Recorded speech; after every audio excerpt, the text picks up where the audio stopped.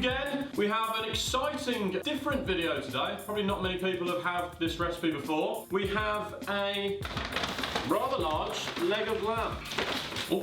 Straight from your best local butchers. This was from Umberslade Farm, which is about 20 minutes down the road from Eric Lyons. I have the whole leg of lamb. I'm going to be doing an explanation of the fillet end and the shank end and the differences. I've got the whole one to describe it all, basically. We're going to be doing a warm roast lamb salad sort of thing. We're coming into summer now, even though it's like April showers out there today. So yeah, we're going to be making a quick dressing, coating your lamb, leaving it in the oven for 2 hours, quickly make a salad. It's really quick, really easy, and it's going to taste incredible.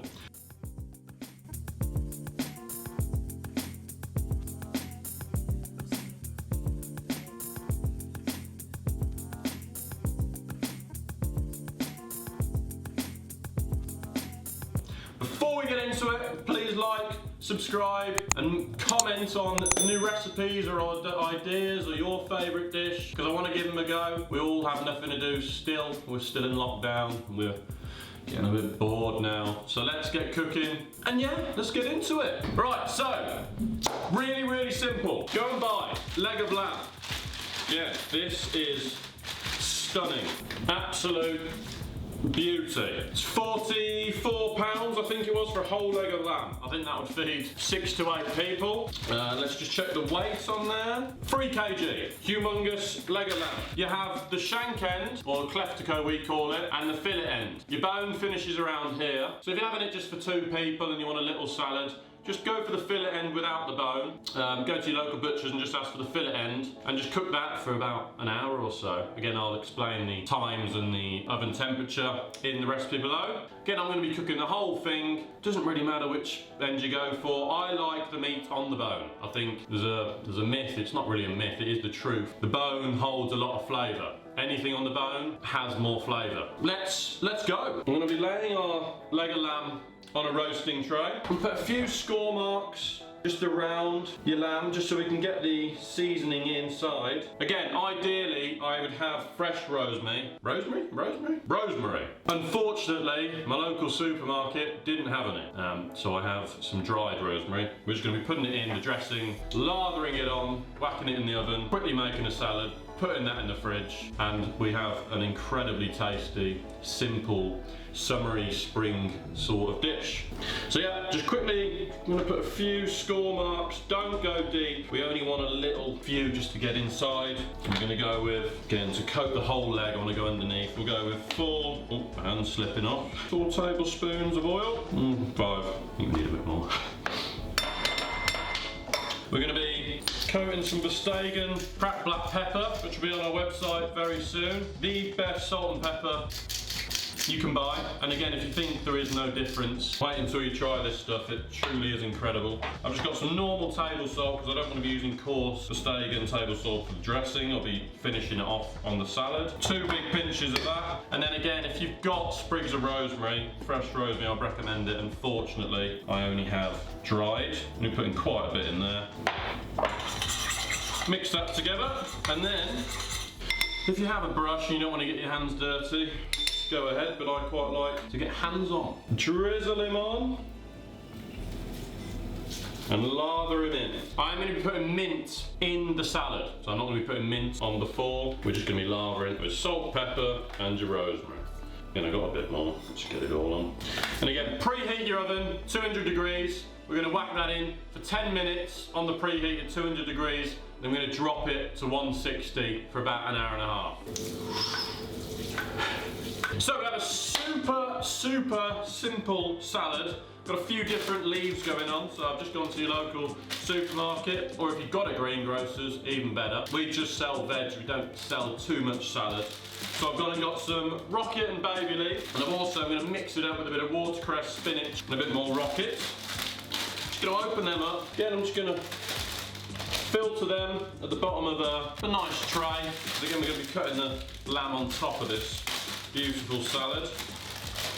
Again, however much you feel you require. Beautiful mixture on there.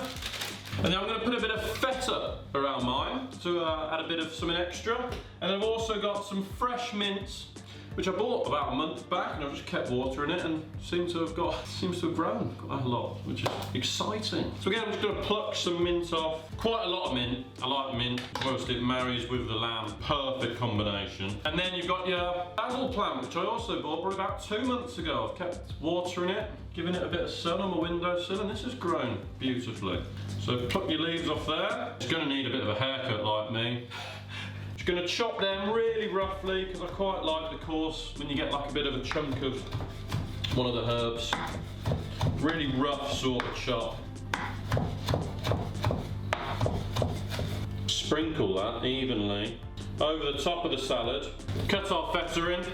Again, you can use goat's cheese as well. Just thought it's a bit too strong. Lamb's quite a subtle flavour, so I'm just going to use goat's cheese. A bit more subtle as well, so it goes... No, I'm going to use feta, sorry, not goat's cheese, which is a bit more of a calming flavour, just like the lamb, so it won't overpower it. I'm just going to do that into rough cubes. Again, this is perfect. If you're a bit fed up of barbecuing, raining outside on a summer's day, this still is the perfect dish for a nice summery spring sort of pick-me-up.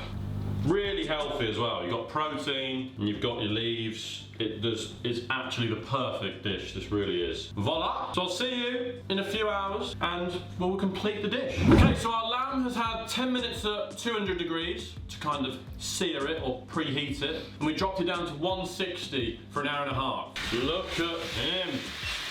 Lovely leg of lamb.